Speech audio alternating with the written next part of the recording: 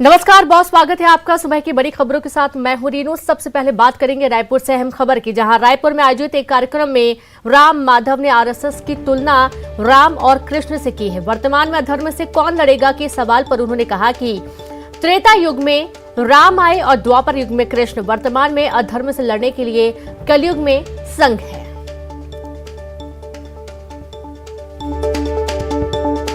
तो खबर रायपुर से है, जहां पर आयोजित एक कार्यक्रम में राम माधव ने आरएसएस की तुलना राम और कृष्ण से की है। वर्तमान में अधर्म से कौन लड़ेगा के सवाल पर उन्होंने कहा कि त्रेता युग में राम आए, द्वापर युग में कृष्ण और वर्तमान में अधर्म से लड़ने के लिए कलयुग में संघ है।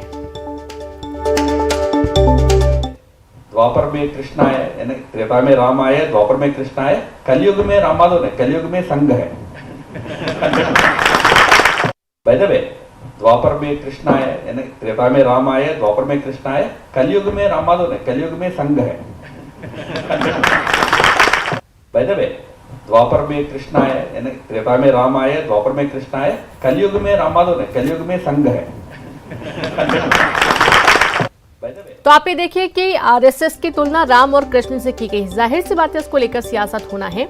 राम माधव ने आरएसएस की तुलना राम और कृष्ण से की है। रायपुर पहुंचे हुए थे कार्यक्रम में आयोजित एक कार्यक्रम के दौरान उन्होंने एक सवाल कि वर्तमान में अधर्म से कौन लड़ेगा के सवाल पर उन्होंने जवाब दिया कि त्रेता युग में राम आए, द्वापर युग में कृष्ण, वर्तमान में अधर्म से लड़ने के लिए कलयुग में संघ है।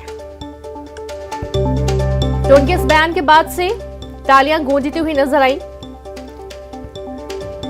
और चलिए सीधे रुक करेंगे रायपुर से। संवाददाता ममता लांजेवार लाइव जुड़ गई है। ममता, आरएसएस की तुलना राम और कृष्ण से की गई है और जाहिर सी बात है, इसको लेकर भी अब सियासत होना है।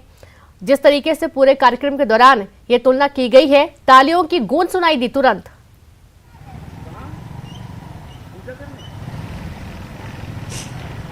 देखिए, हम लगातार देख रहे हैं कि आरएसएस की जो गतिविधियां हैं वो और भी ज्यादा यहाँ पर अगर हम बात करें कि जो एक्टिविटीज है वो यहाँ पर काफी ज्यादा बढ़ गई हैं। मोहन भागवत यहाँ पर लगातार थे, उन्होंने लगातार शिविर लिया।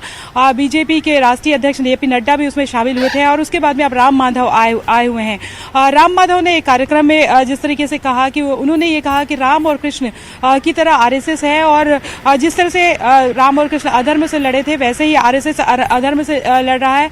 इतिहास पर भी उनसे सवाल किया गया था कि आरएसएस जो है अपने हिसाब से इतिहास लड़ना चाहता है। इस पर उन्होंने कहा था कि आरएसएस अपने हिसाब से इतिहास नहीं लड़ना चाहता, बल्कि कई ऐसे इतिहास के पन्ने हैं जिसको कांग्रेस ने दबा दिया था और उसको सामने लाना चाहते हैं। जाहिर तौर पर ये जो बयान था और ये जो दूसरा बयान है, कहीं ना कहीं उनका ये कहना था कि वो जो पन्ने दबा दिए गए वो कहीं ना कहीं अधर्म के पन्ने थे जिसको जो है वो कांग्रेस पार्टी ने दबा दिया। और जाहिर तौर पर इस पर सियासत तो शुरू होनी ही है। हालांकि लगातार कांग्रेस पार्टी जो है वो ये कहती आ रही है कि आरएसएस जो भले ही ये कहती है कि उनका मिशन 2023 से कोई मतलब नहीं है और यहाँ पर जो है बीजेपी को मजबूत बनाने से कोई मतलब नहीं है, लेकिन वो एक तरह से मिशन 2023 के लिए यहाँ पर काम कर रही है और लेकिन किसी भी तरीके की कोई कवायद कर ले उसका कोई फायदा नहीं होगा। ये जो बयान लगातार आ रहे हैं आरएसएस की तरफ से अलग अलग तरीके से अगर बात करें तो पहले मोहन भागवत आए थे, उसके बाद में राम माधव आए हैं। तो ये इन बयानों पर कहीं ना कहीं कांग्रेस भी मुखर हो गई है और कांग्रेस का कहना है कि आरएसएस जो है केवल एक अधर्म की लड़ाई नहीं लड़ती, बल्कि आरएसएस जो है वो देश को बांटने का काम करती है, जो अपने आप में एक बड़ा अधर्म है। और ये जरूर है कि हमेशा ही ये है कि आरएसएस झूठ बोलते आई है और झूठ की राजनीति जो है वो करते आई है। ये जो है वो कांग्रेस का कहना है। तो लगातार अगर बात करें तो बयान पे सियासत तो जो है वो शुरू हो गई है। राम माधव के जो बयान है वो आने वाले कुछ दिनों तक के छत्तीसगढ़ की सियासत में इस पर वार पलटवार जरूर होते रहेंगे। जी बिल्कुल ममता, बहुत शुक्रिया आपका तमाम जानकारी साझा करने के लिए। तो